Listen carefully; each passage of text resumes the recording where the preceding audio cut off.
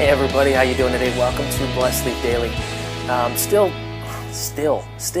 smoking the Esteli. I'm obviously talking too much and not smoking this real fast.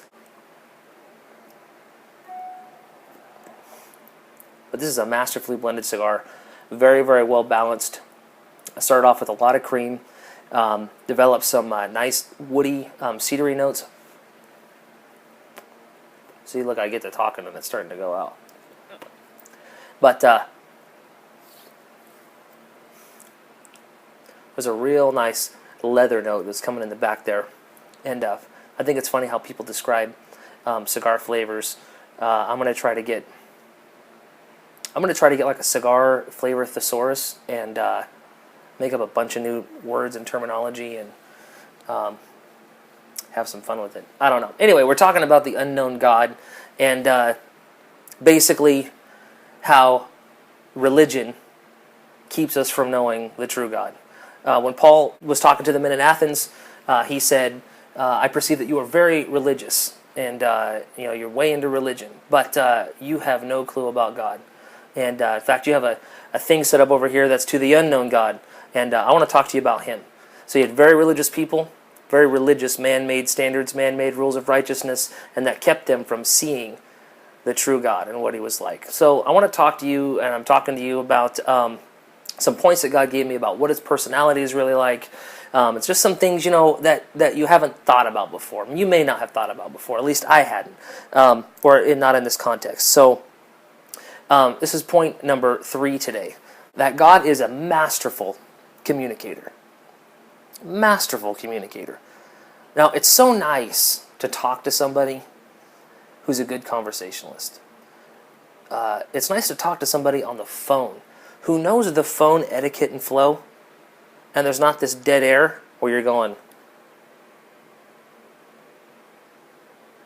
okay, and they go, it's like, dude, you're chewing up my whole day here. Just send me a text. And God bless whoever invented text messaging, because you have saved me so much time from those kind of phone calls.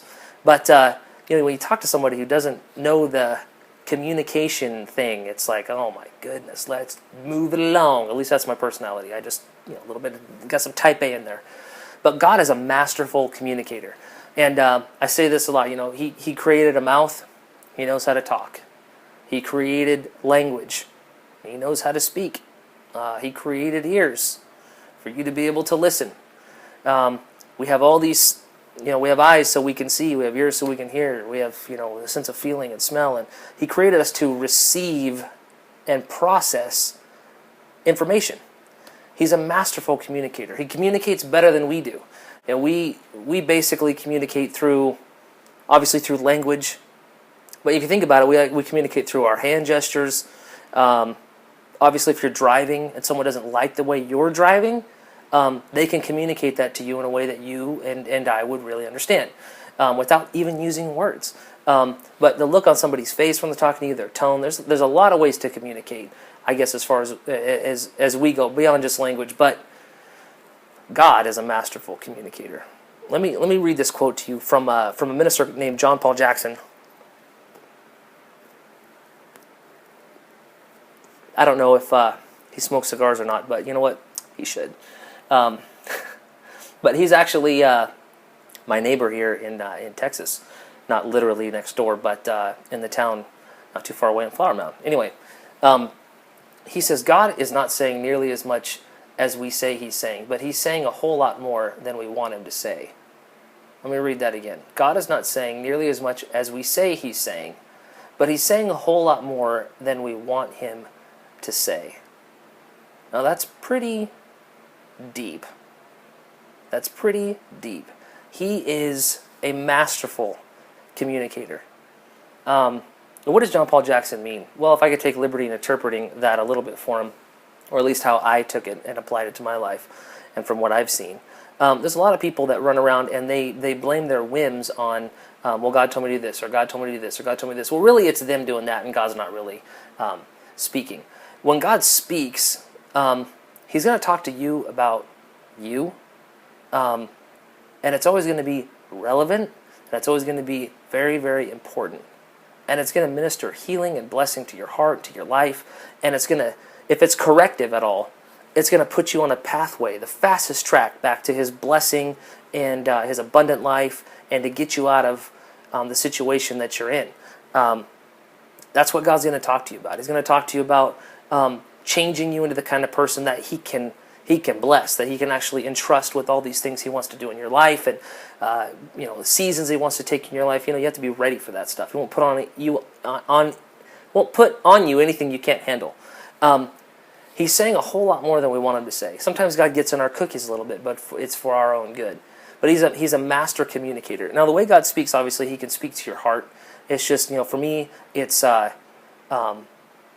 just a thought will come in my head that wasn't my own thought, and it will be pertinent to either a question I'm asking or a wisdom I'm seeking, and I'll be like, that was the Holy Spirit. Now, I don't just go crazy about that. I pray about that, and people that I have relationship with and that I trust, I'll take that too, and just say, hey, I think that the Lord spoke to me about this. Give me your perspective. What do you think about this? And I get counsel on that, because that's wisdom. There's safety in a multitude of counsel.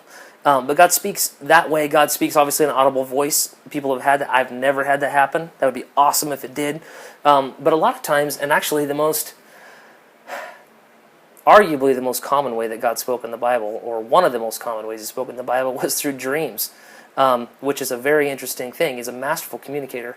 And He speaks a lot in parables. He speaks in riddles.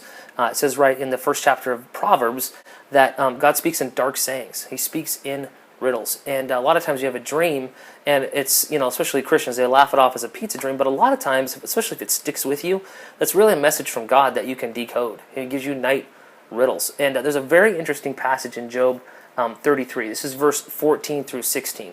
This is really, really legit. Now, this might not be something you're familiar with. Again, we're talking about the unknown God and attributes of God that have been there all along, but maybe religion kept you from seeing. So let me read this to you out of Job 33. For God may speak in one way or in another, yet man does not perceive it. So let me stop right there. It's not that God's not communicating, it's that we're just not getting it.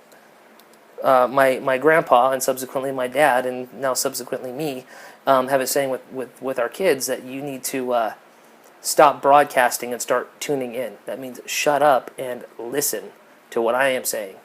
I heard that a lot growing up. So God may speak in one way or another, but man does not perceive it. Verse 15, in a dream, in a vision of the night, when deep sleep falls upon men while slumbering on their beds, then He opens the ears of men and seals their instruction, in order to turn man's deed to conceal pride from man. He keeps his soul back, or keeps back his soul from the pit, and his life from perishing by the sword. Now, there's so much there in that verse, but it's basically saying, look, God will talk to you this way or this way, and man doesn't get it. So a lot of times for you, because God is a masterful communicator, He will bypass your brain, bypass your logic, and speak a night parable or a riddle to you that you can actually decode. And now, without getting too much into dream interpretation and hocus pocus and weird stuff, because I might weird you out a little bit. Maybe some of you aren't ready for that yet. Frankly, the idea for Blessed Sleep came to me in a dream, which is why we're all here today. But God will bypass your mind and speak directly to you, because you can't argue with Him in a dream.